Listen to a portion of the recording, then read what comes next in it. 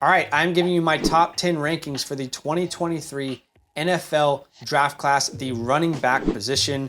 This is a culmination of a month or more of work looking at film, analytics, and kind of melding them together to come to a place where I'm really happy with these rankings. Again, it is focused on Dynasty, but I also like these rankings obviously in general as well for the NFL draft. You guys absolutely blew up the wide receiver video that I did. Thank you so much for the love. That really helps the channel. Over 400 likes, over 180 comments if I'm not mistaken, and over 11,000 views. Thank you so much. Do me a favor, drop a like on this video, subscribe if you like Dynasty content, and comment down below who is your biggest rookie running back sleeper in the 2023 class. Now, fair warning, this could be a longer video. I'm gonna go in depth on these prospects and really break them down with detail. Okay, so just be aware of that. All the stats and analytics that you're gonna hear today are from PFF Premium Stats, which is a fantastic resource. I can't recommend them enough. All right, before we get into the top 10, I'm gonna give you two honorable mentions. I really wanted to find a way to fit these two guys into my top 10,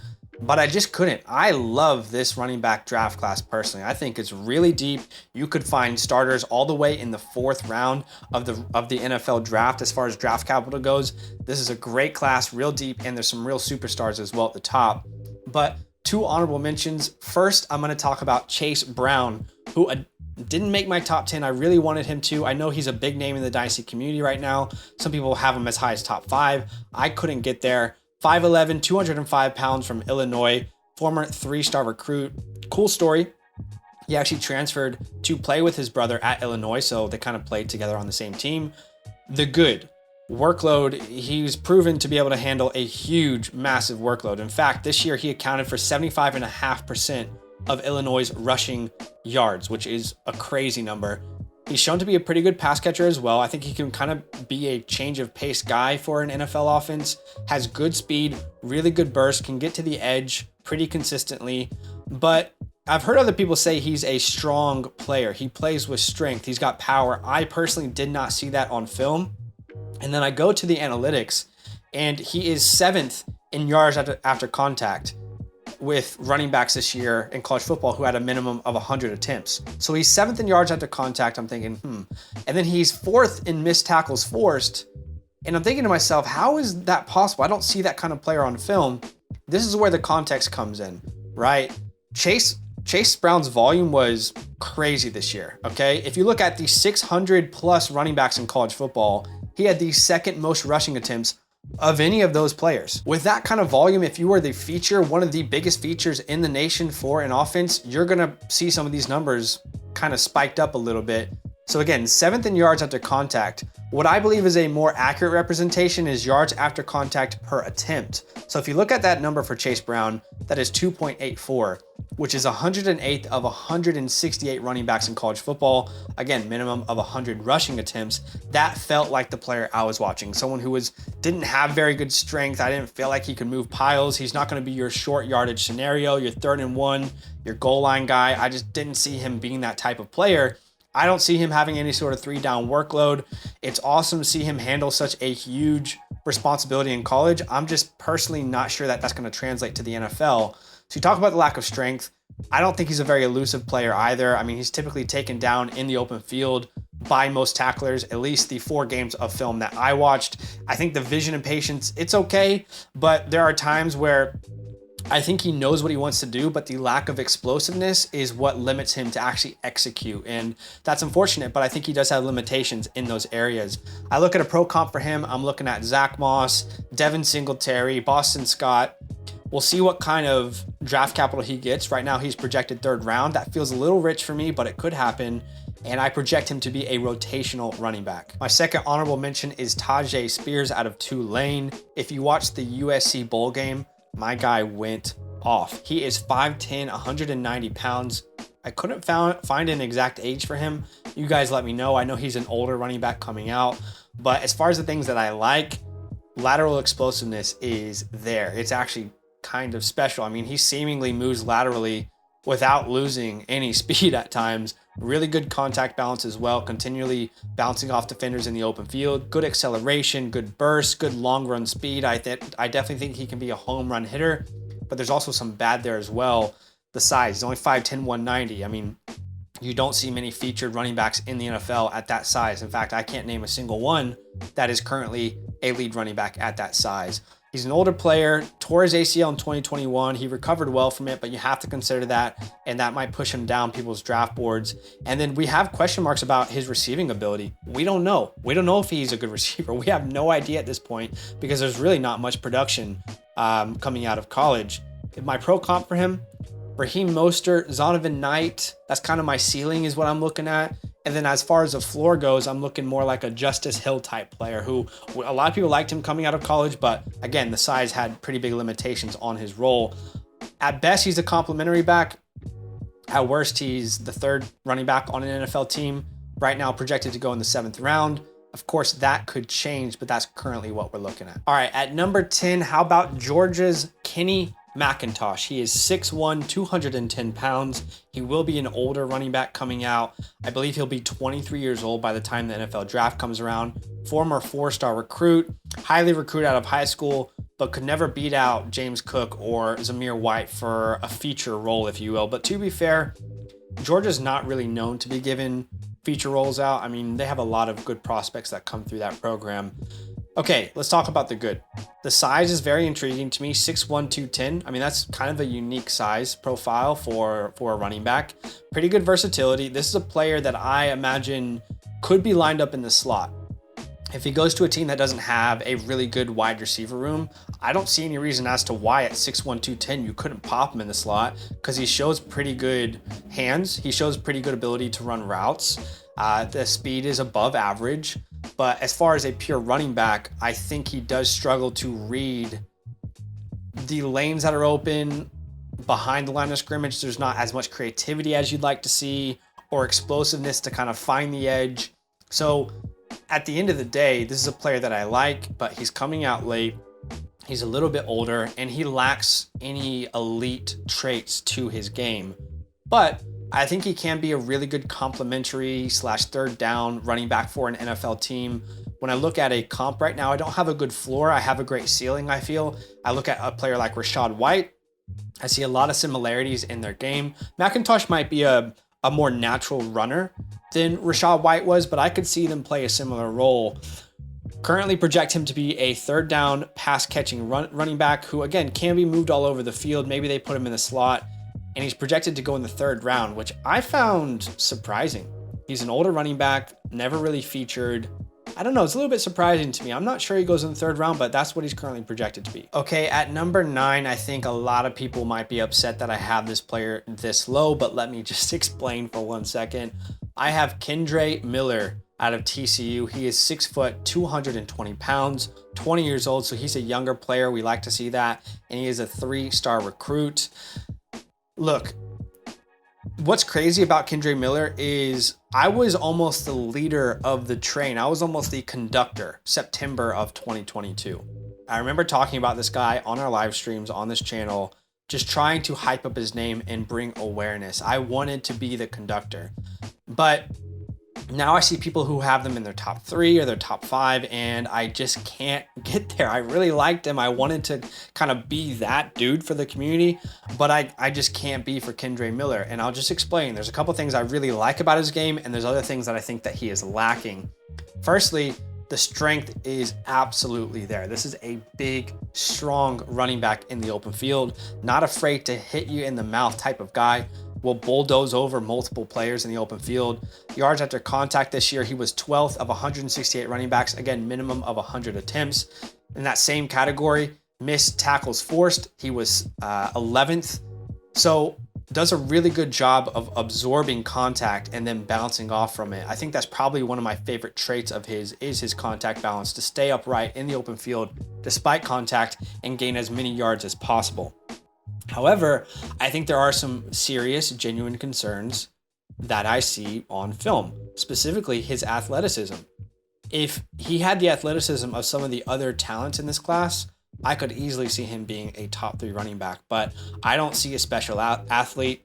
I think it's certainly impressive from a college football point of view. If you're watching college football and you're watching this player and you pop on his highlights, you're going to say, oh, wow, this is really impressive. And it is, but to me, it's not something that's going to translate to the next level as some sort of generational talent.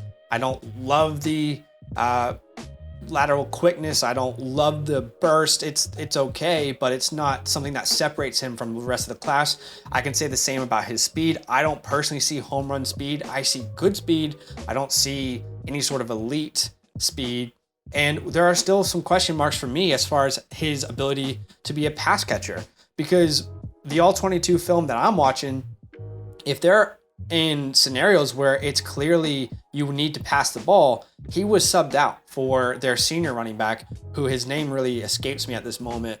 But oftentimes they opted to sub him out on obvious passing down scenarios.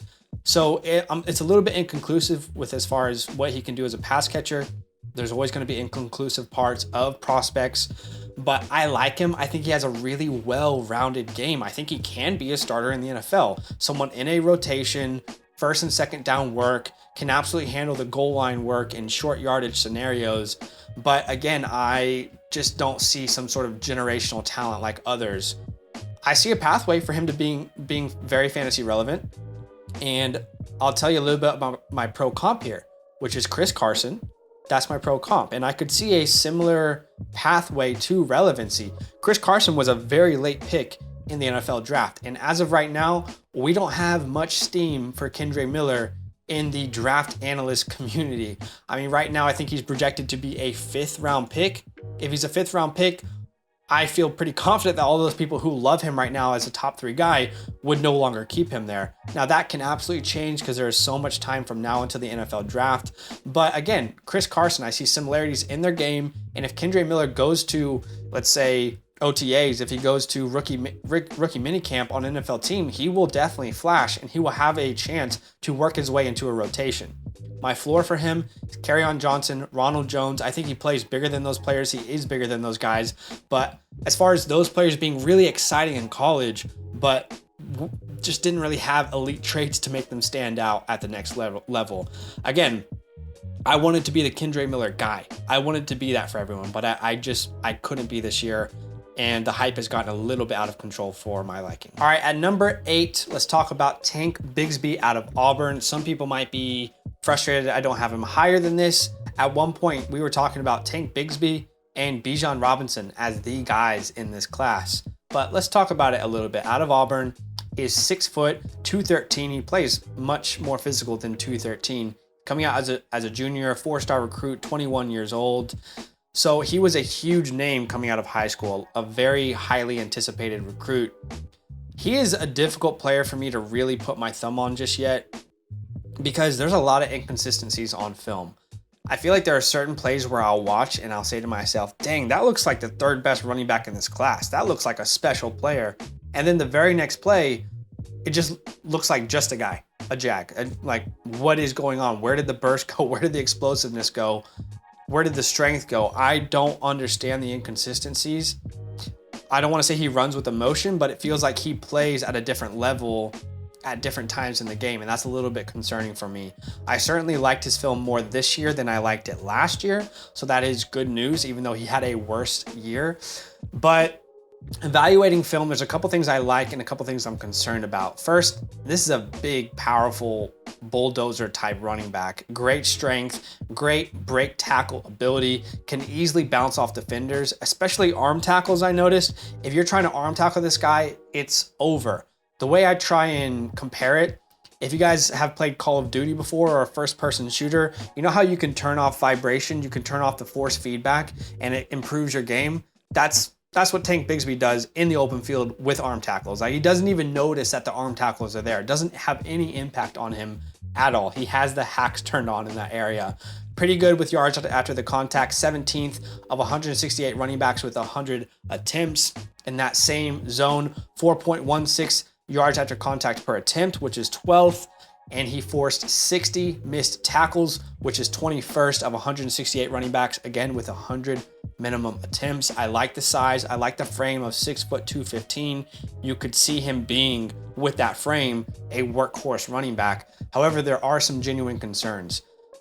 Really average in some of those areas that we want to see an elite trait for. For example, the burst and speed. He is certainly not a home run hitter. I don't see any sort of elite speed. It's well average. I don't want to say below average, but it is well average. The burst is there sometimes it's not. So again, that's a little bit confusing. But then specifically vision and patience. I think he can follow. If the offensive line creates a clear lane, then he can follow through, and he does really well at identifying that. But specifically on outside runs, he doesn't seem to have the burst and speed to really have confidence in himself to hit the edge. And that is concerning already if you're doing that in college, because the speed's going to be different in the NFL. I also don't think, because of that lack of athleticism, he's an athletic guy, but that lack of burst explosiveness, that also leads to him not being as creative behind the line of scrimmage when a run breaks down, when the scheme just doesn't work for you. So there are certain things I like, but there's some very clear weaknesses in his game. The last thing I'll say is the lateral movement. For me, just a guy there. I mean, he's not really very quick laterally, and that's not going to make or break him. But again, there's some of these traits that we really like to see from an explosive back, and I just don't see those consistently, and sometimes I don't see them at all. So love the name. I want him to succeed. Who doesn't want a guy named Tank to succeed? But I have some genuine concerns. I project him to be a reliever running back, a goal line specialist, short yardage scenario type guy with the upside to lead a running back room, with the upside to be a first and second down running back. Right now, I believe his projected draft capital is late third, early fourth. And my pro comp for him is Brian Robinson. I feel really good about Brian Robinson as a comp. That feels like a safe kind of comparison as far as what they can offer in NFL offense. The absolute ceiling, like those plays where I see one of the best players in the draft, you can see some Marshawn Lynch in his game. But again, that's not always there. You see much more Brian Robinson. Safer floor, I'm looking at a Joshua Kelly type of player. I think that's a very realistic comp. So again, I like Tank. I wanted to put Tank even higher, but unfortunately, as of right now, I just can't put him any higher than that. At 7, we have my sleeper of the draft. I have no doubts in my mind right now that this will be one of my guys in this year's class. My sleeper, put my name on it. I want to be known for this type of player. That is Israel Abanikanda, aka Izzy. A lot of people call him Izzy because it's a hard name to kind of say. Out of Pitt, he's 5'11", 215 pounds, coming out at the age of 20, which we love to see, a young player. He's a junior from Brooklyn, New York. You might have already seen this player because this year in a game versus Virginia Tech, I believe it was week 6, he had 320 rushing yards, which broke Tony Dorsett's record, which was set in 1975. In that same game, he tied a school and ACC conference record of 6 rushing touchdowns in one game. It was incredible. You saw the works on display for this player. But again, this will be my sleeper of the draft. I'm excited to draft him everywhere I can. Right now, he's going mid-third in rookie drafts. I'm probably comfortable taking him at the end of the second if draft capital lines up.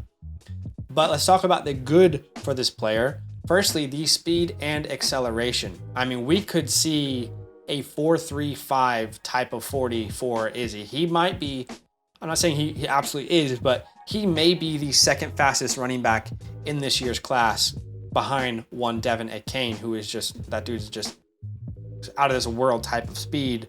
But I really think his 40, he could be one of those guys who gets second fastest 40 in this year's class.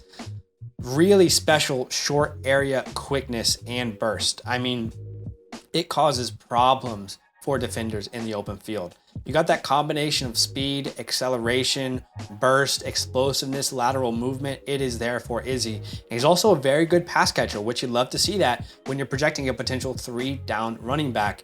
In 2021, his numbers were better. And I think the context behind that is because the team had Kenny Pickett. In 2022, the starter was Keaton Slovis. And in 2021, this team threw the ball 182 more times. They had 2,000 more passing yards almost, just barely under. And they threw 32 more passing touchdowns, again, with Kenny Pickett in 2021. So you look at his production through the air in 2021, it is pretty impressive for a college football running back.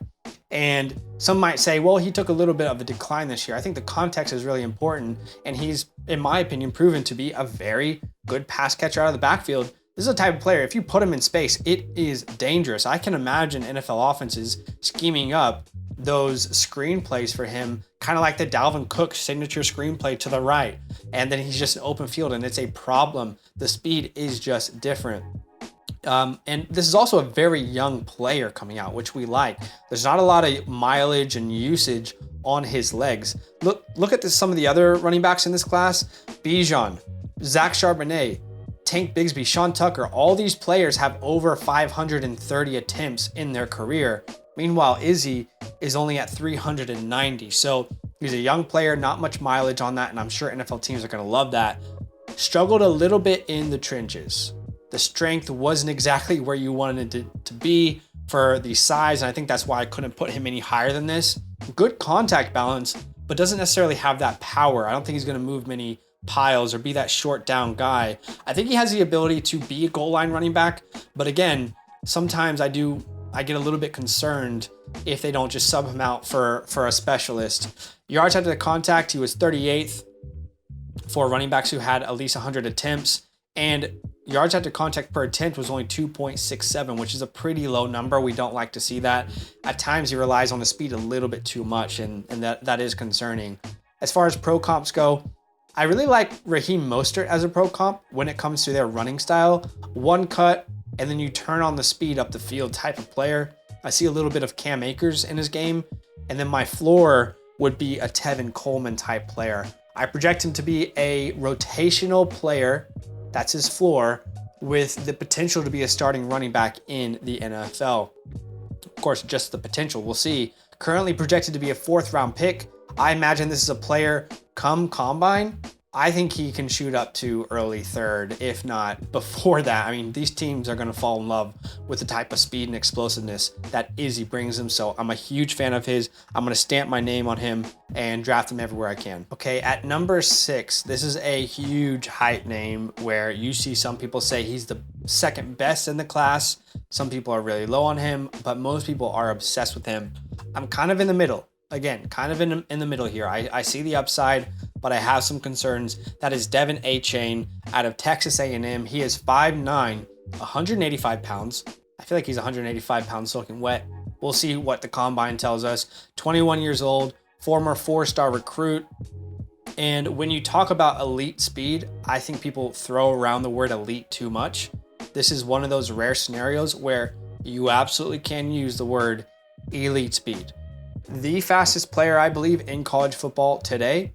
He has a chance to be the fastest player in the NFL the day he's drafted. Yes, I believe he can compete with the Tyreek Hills of the world. I personally would not be surprised if Devin Achane goes out there and maybe he runs a 4.28. Like, that's the type of speed we're talking about here. It would not surprise me at all. In this scenario, yes, we can use the word elite, Olympic track type of speed. I like his burst as well. I think he has very good burst, can get to that top speed quickly, which is important because we need that kind of short area quickness for a running back to kind of get through the line, to find those gaps. Great change of direction.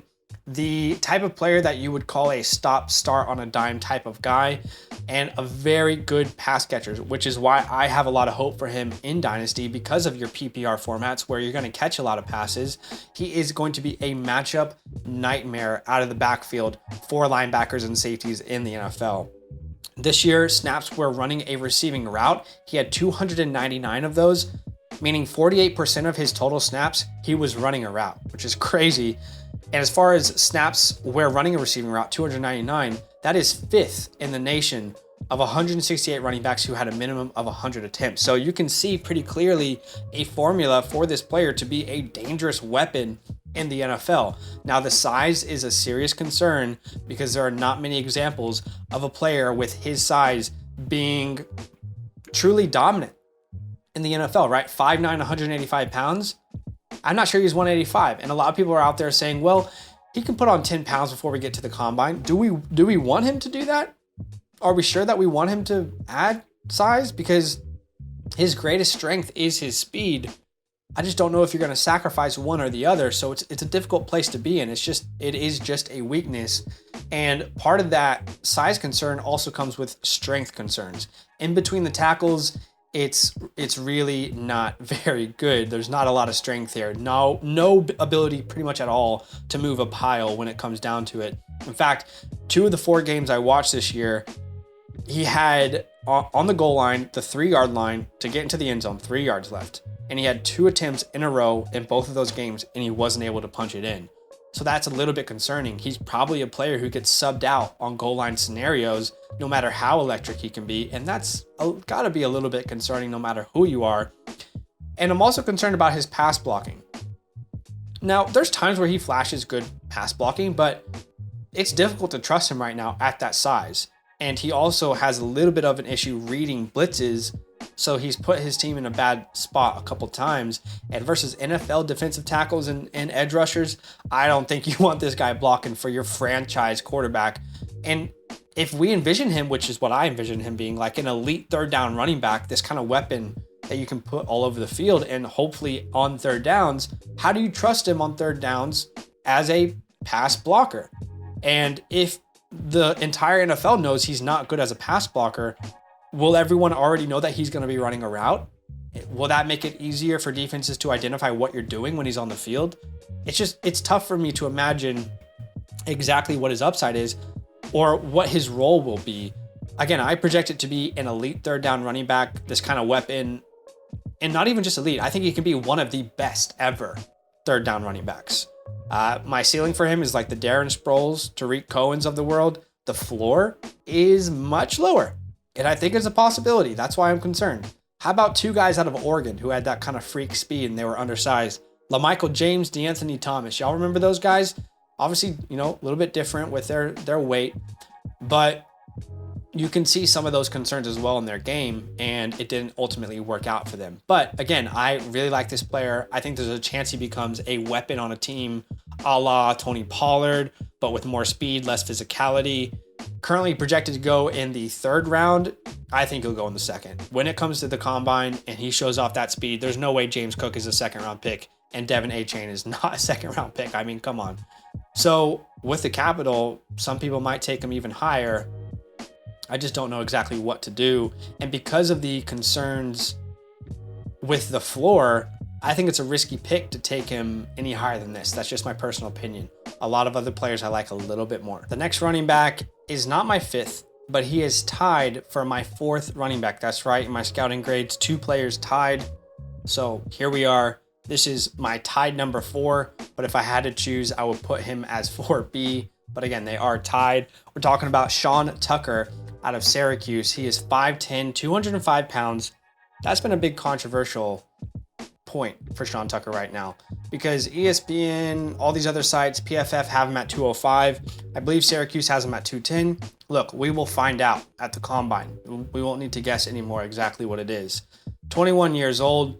This is a lot of people's guy. This is a lot of people's guy in this year's draft, right? Quarterback play was pretty subpar this year. It was like mostly a mobile, inaccurate player.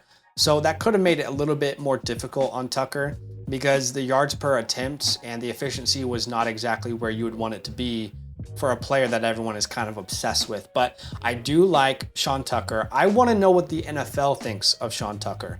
Do they view him as a workhorse running back? Or do they view him more of like a weapon, like a Tony Pollard complementary type of player? I personally view him as that. I don't think he is a workhorse. I think he has the upside to become that, but I personally more view him as that complementary piece. I love the vision and the patience. I've talked about this before. Some of these other players lacking the creativity behind the line of scrimmage and the explosiveness to execute on that. Sean Tucker has that. He has that rare and special ability to create running lanes for himself when something breaks down, use the burst, use the acceleration to get to the edge, to get to the outside, or to get through that lane that barely has kind of space to get through it. He has that type of special ability to create for himself and turn something into a broken home run play. Great acceleration, great speed. Again, we had a debate on one of our live streams. Does Sean Tucker have elite speed? I think you're just throwing the word elite around if you're going to say he has elite speed. Again, I think he has above average speed. He has very good speed, but I don't think we can just throw the word elite around. I know he ran track. That doesn't mean he has the same speed as a guy like Devin Achane. But I think, again, it's very, very good speed. The type of speed that absolutely translates in the NFL. I like his versatility and his ability to pass catch. He had 297 snaps where he ran a receiving route that is 6th in the nation. And he had 21.6% of his snaps, 21.6% of the passing snaps he lined up as a receiver in the slot or out wide, which you love to see. And in fact, every year at Syracuse, he improved as a pass catcher from 8 receptions to 18 to now 37 in 2022. Now, my concerns, overall strength. I feel like at times, specifically on the goal line, those short area scenarios, he did struggle to kind of move the pile or be that sort of impact player. Others disagree with me. That's fine. I just don't know that a team is going to look at him as like this bruiser guy where he is that 3 down. Okay, he broke a play for 45 yards. Just keep him in on the goal line. Let's just let him kind of run it in. There might be a complimentary back that kind of subs in and gets the job done. So that worries me a little bit because I don't see that kind of strength that others do. And the size has to be a little bit of a concern. Again, 5'10", 205 pounds. That's what I'm going off right now. Again, it will change and these rankings will change come combine. But if you look at workhorse running backs in the NFL who are at 205 pounds or under, you only have 2. Austin Eckler, Christian McCaffrey. And there are 17 other workhorse running backs in the NFL who are over 205 pounds. Why don't we look at like the split backfield starter running backs, right, in the NFL? Because not every team has a workhorse guy. So there's 11 of those that are over 205 pounds. Now, if you look at the split backfield starters who are under 205 pounds, again, there's only 2 in that category, Raheem Mostert and Devin Singletary, and I wouldn't even consider those guys like true starters. They kind of lost their job at times this year. So I like him. He's a much faster player than Tony Pollard, but I see some similarities in their game, and I could see him kind of turn into that type of player. If you want my absolute tippy top ceiling, I could see a pathway similar to Austin Eckler. Kind of is drafted to a team with a stud, Melvin Gordon, and after time, he continues to improve as a player and becomes this kind of force of nature for a team.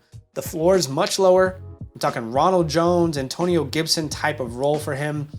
For me, he's a rotational dual threat running back with running back 1 on a team upside.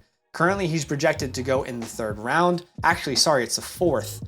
So he is taking a little bit of a dip here in his projection. I'm not sure. Again, like I said, I don't know if the NFL loves Sean Tucker like the rest of the Dynasty community. We will have to wait and see.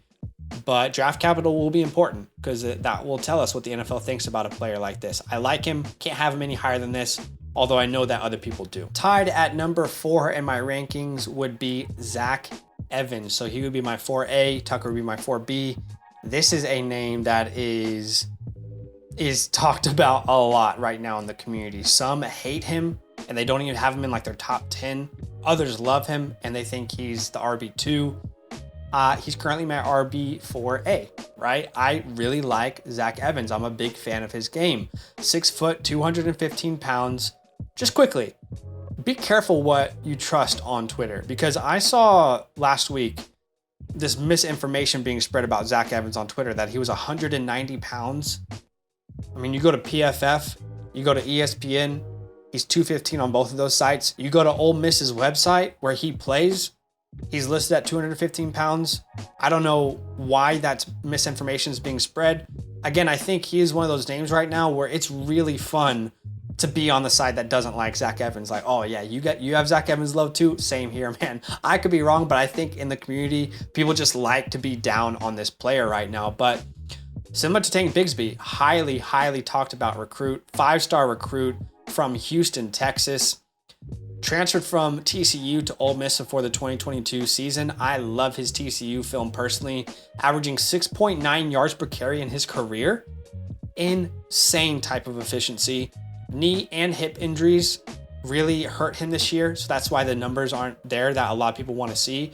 And he also had injury history at TCU. He was playing so good that first half of the season at TCU, and then a toe injury really held him back.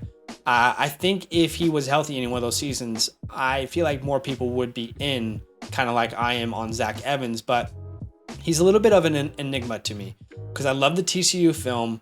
However, when I watch the Ole Miss film, there are more concerns I have, specifically with the vision. I can't put my finger on it because similar to Tank Bigsby and his explosiveness, it's like every other play is a little bit different. Sometimes he sees the right running lanes, other times he doesn't identify it, and he still does good with the run, but he misses really big opportunities. It's difficult because I can't put my finger exactly on it. I mean, at times I see that ability to create for himself, and at other times I'm frustrated because he could have done so much more with the play. Again, just not consistent. I will say, when it's past that first level into that second level, past line of scrimmage, the open field awareness seems to be very special in my opinion. Very clearly knows what to do with the ball once he's past that line of scrimmage. So maybe it's an area that he can work on. But the only other concern I really have from him is his pass catching. And I wouldn't even say that he's a bad pass catcher. It's just inconclusive. We haven't seen if he is or if he isn't. I mean, it's a question mark at this very point because of the lack of production. Overall, I just think he's an incredible athlete. Has the size I want, 6 foot 215, true workhorse build. Lateral quickness is there, the quick feet, the twitchy movements in between tackles, in the open space. I love the burst from Zach Evans on film personally. I don't think he has elite long run speed, but I think he has pretty good long run speed, can get to his top speed quickly. If you take the wrong angle in the open field as a defender, it's a good night for you. And the strength, I really like the strength as well. Not afraid of contact at all. Very high IQ goal line running back, so he can be that player on short yardage scenarios that you can really trust. And overall, I just really enjoyed watching his film. Reminds me a little bit of Melvin Gordon and Miles Sanders if we're talking about a ceiling. The floor, a little bit lower. How about like an Andre Ellington, Lawrence Maroney, as far as being like that decisive downhill type runner? I project him to be a first and second down starting running back. I don't know if he can be a 3-down guy. We'll have to wait and see, but I think that is the upside. Right now, he's projected to go in the 3rd round. And I think the combine is going to be really, really important for a guy like Zach Evans. Truly, I think it's going to be very, very important. And the last thing I'll say is do not discount Zach Evans because of Quinshon Judkins. I think that is very bad process. Do it if you want to, but I don't think that's the right move, okay? Firstly, you're discounting who Quinshon Judkins is in his own right. Yes, he was a 3-star recruit, but you are completely missing the fact that Lane Kiffin is one of college football's best recruiters. He has been for quite a while. Lane Kiffin was going to Quinshon Judkins' high school games when no one knew who this kid was. He knew that that was one of the steals of the recruiting class last year. So don't discount Zach Evans because of how good Judkins is. Judkins is probably the 2nd best running back in the 2025 class. In dynasty drafts, he's probably a top 5 pick. Like, that's how good this kid is. And you didn't want to discount Javonte Williams because Michael Carter was really good, did you? And obviously Judkins is a much better talent than Carter, but the college football world goes like this sometimes, okay? I mean, new prospects are coming in every single year, and Judkins is just a freak of his own. So I don't think we should be discounting Zach Evans. Personally, you guys do what you want, but I am going to stick to my guns here with Zach Evans. I'm excited to see where he lands. And I have a feeling if he lands in one of these obvious scenarios like the Dolphins, a lot of people are going to turn around and kind of change their tune. But we'll see. We'll see. Let me know what you guys think about Zach Evans because it's a very complicated subject matter. A lot of people agree or disagree with me, and that's okay. All right, at number 3, we have what would have been my RB3 in last year's class had he declared, but he decided to come back to school. Let's talk about Zach Charbonnet. I love me some Zach Charbonnet out of UCLA, transferred from Michigan to UCLA. He is 6'1", 220, and he is all of 220 pounds. This dude smacks you in the mouth every time you make contact with him.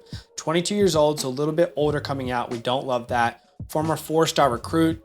And if you're curious as to why he did come back and didn't enter the NFL draft in 2022, he said he considered entertaining the draft, but after consulting with his family, the decision was made to pursue other goals, such as finishing up his college degree, honing in on his pass catching skills, and winning a Pac-12 championship. Well, he did 2 of those 3 things. He didn't win a Pac-12 championship, but he absolutely smashed the goal to improve as a receiver. In fact, in 2021, he had 23 receptions. This year, he had 37. I mean, he's almost doubling his production from last year to this year, including through the air. 181 yards in 2021, 320 here in 2022. This was already a pretty complete running back. We were just missing that pass catching floor from him, and I think he proved that this year. But this is an angry runner. I mean, he has great athleticism, great strength. He's going to finish every run with power, smack you in the mouth type of player. He was 13th in yards after contact, again, minimum of 100 attempts. And if you look at yards after contact per attempt, he had 4.15, which was best for 13th in the nation. Again, minimum of 100 attempts. Love the vision from Zach Charbonnet. I think he's got great patience to allow the play to develop, and then good burst to kind of hit the hole. Consistently shows an ability to identify the best running lane and does the best with what the O-line is giving him. The combination of size, strength, vision, contact balance, and this desire that is pretty rare to find to push for more yards, kind of like Dameon Pierce in that aspect, it makes him a real name that we should be watching out for. I think he instantly enters the NFL and is a starter for a team, a first and second down workload type starter who could develop into a true 3-down workhorse if he gets work in the air. When I look at a pro comp for him, I really like James Conner as far as their play styles. And James Conner is one of those guys who developed into a really good pass catcher here, specifically at Arizona for the last couple of years. I also see a little bit of Deonta Foreman in him, Jamal Williams, and I have a floor of Latavius Murray. So someone who currently is projected to go in the second round. I love that draft capital. I think that makes a lot of sense because he is a true impact player. He is locked in as my third running back in this year's class. All right, at number 2, let's talk about Jahmyr Gibbs, running back out of Alabama. He is 5'11", 200 pounds, coming out at the age of 20 years old, former 4-star recruit. He did transfer from Georgia Tech to Alabama this year, contributed to 20.9% of his team's total offense in 2022. I really like me some Jahmyr Gibbs. Some people are using Alvin Kamara as a comp. I don't love that comp as much because I think Kamara is a bigger running back. He's a bit better through contact. I'm more like an Aaron Jones and a DeAndre Swift type of comparison as far as what they can offer in NFL offense. That truly elite, versatile, change of pace, but can be a workhorse through the air type of running back. The burst and long run speed is great. His breakaway percentage this year was 52.5%, which means that on over 52% of his rushing attempts, he's rushing for more than 15 yards. That is ridiculous. Absolute bonkers. I know a lot of people were concerned about his rushing ability, but then when Bryce Young went down, Gibbs had to really carry the load on the ground for this team because they couldn't really throw the ball that well, and he more than dominated on the ground and proved himself. So I think there shouldn't be many concerns as far as what he can do on the ground. Some running backs, it takes a while to get to the top speed, and the top speed is pretty good. Other running backs just have great bursts, and they don't have that long run speed. Gibbs is one of those special guys who has the great burst, the great explosiveness, lateral quickness, and the long run speed. He probably runs a 4.35. Maybe I'm curious between him and Izzy, who runs a higher 40. Maybe Sean Tucker can get in there. I'm not sure just yet. But another one of those players where when he makes hesitations, when he does his cuts and the lateral movements, he doesn't lose speed. And that is such an underrated asset. Great versatility for Gibbs. You can put him in the backfield. You can put him out wide. You can put him in the slot. A true guy who can play anywhere, type of offensive weapon. He played in passing down scenarios, passing snaps. He lined up as a receiver 26.4% of the time, which is ridiculous. He's a very talented route runner out of the backfield, very good receiver. He led Alabama in receiving this year because he just had to, and he was very, very good at it. But this is a very, very good pass catcher. In fact, 52.8% of his total snaps, he ran a receiving route. Over 50% of his snaps, he's running a route. This is what we're looking at. The next Aaron Jones, the next DeAndre Swift, PPR monsters in the NFL. 244 snaps where he ran a receiving route. That is 22nd in the nation. Players who had a minimum of 100 attempts. Now, the concerns really for everyone should be the size, because I don't see the strength there to kind of carry the pile like an Alvin Kamara can. But I don't think it's something that's going to limit his game all that much personally, because I think you can use him in so many different ways, just like you do with Aaron Jones and DeAndre Swift pre-Jamal Williams season. But I'm a big fan of his. We'll see what the NFL thinks. He's currently projected to be a late first-round pick, which I wouldn't be surprised. He's projected, in my opinion, to be a 3-down workhorse feature weapon, and one of my favorite picks in rookie drafts this year. And at number 1, you've heard me say it many times, I bet, the best running back prospect since Saquon Barkley, Bijan Robinson, the University of Texas. He is 6 foot, 220 pounds, coming out as a junior. He'll be 20 years old, 5-star recruit. And yes, he is absolutely, no doubt in my mind, worth the hype, okay? Highest PFF run grade in college football this year. This dude has the nastiest cutback in the open field that you will see maybe ever. By the way, Bijan is a Persian name for hero, which seems so fitting because this dude is a freak athlete. I mean, this guy is he legit could be the reason an entire NFL offense changes. That could be centered completely around him. He is the complete package at running back. In fact, I would go as far as to say in this year's draft, there's probably 3 players who are blue chip, meaning just like elite at what they do. Jalen Carter, Will Anderson, Bijan Robinson. I think those are your 3 blue chip players in this class. He's probably a top 10 player. I'm not saying he's going to be drafted top 10 in the first round, but he's probably a top 10 player. It's just the running back position isn't valued that way. So the hype is absolutely worth it. Broke out at the age of 18, which is very impressive. For a running back, he had a dominator rating of 33.4%. That is ridiculous. The check mark there is like 15%. I mean, that's like how we contributed to his total team. Great strength, great break tackle ability. I mean, if you are one-on-one versus Bijan Robinson, you're probably not bringing this guy down. You have got to gang tackle Bijan to get him down. There is so much strength and explosiveness in those lower legs. He was 4th in yards after contact this year. He was 11th in yards after contact per attempt, minimum 100 attempts. And he was 1st in missed tackles force, which makes a lot of sense. He had 104 of those. You see it on almost every play. This dude is impossible to bring down on your own. PFF has a elusive rating, which is a special analytic that they use to evaluate elusiveness. He was 6th in the nation, the highest rated running back of anyone with at least 200 carries. Very good vision, very good patience, is always getting more out of the play than you would anticipate. That jump cut gets him out of so much trouble. It is lethal. It's going to leave a lot of people, a lot of defenders on the ground with some broken ankles. And he's a very good pass protector with that huge body. So he will be a 3-down running back starter, I believe, from day one because of his ability to pass protect. You're looking at a pro comp. How about Saquon Barkley? How about a little Marshawn Lynch thrown in there? How about a little Reggie Bush thrown in there with the elusiveness? We are looking at a 3-down workhorse superstar NFL running back. Someone who has the potential to be an all-pro in their first year, the same way that Saquon Barkley was. The speed doesn't worry me. I know a lot of people are worried about the speed. It does not worry me. I don't have concerns about it. Mid-first round projection in the NFL draft. Don't overthink it. Bijan Robinson is the 101 in all formats. Super flex, 1 quarterback. It does not matter. This is one of the best players in the draft. Better than Breece Hall, by the way. Better prospect than Breece Hall. Better prospect than Ken Walker.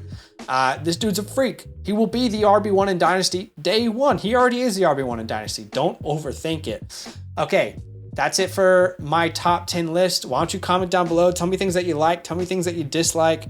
Drop a like on the video. Subscribe if you like Dynasty content. And I want you to comment down below your favorite time of the year. For me, it is NFL draft season. The NFL draft is my favorite day of the year. Better than Christmas, Thanksgiving, I don't care. I love the NFL draft. Tell me what yours is. All right, all love. We'll see you in the next video. Yo, what's good? Thanks for watching. We got a lot more videos. A lot more. If you want more videos. Watch it. You can also subscribe. Right now. If you want to. You need to. And lastly, don't forget that you can sign up to support the show and get exclusive content by going to patreon.com/FantasyLand fam.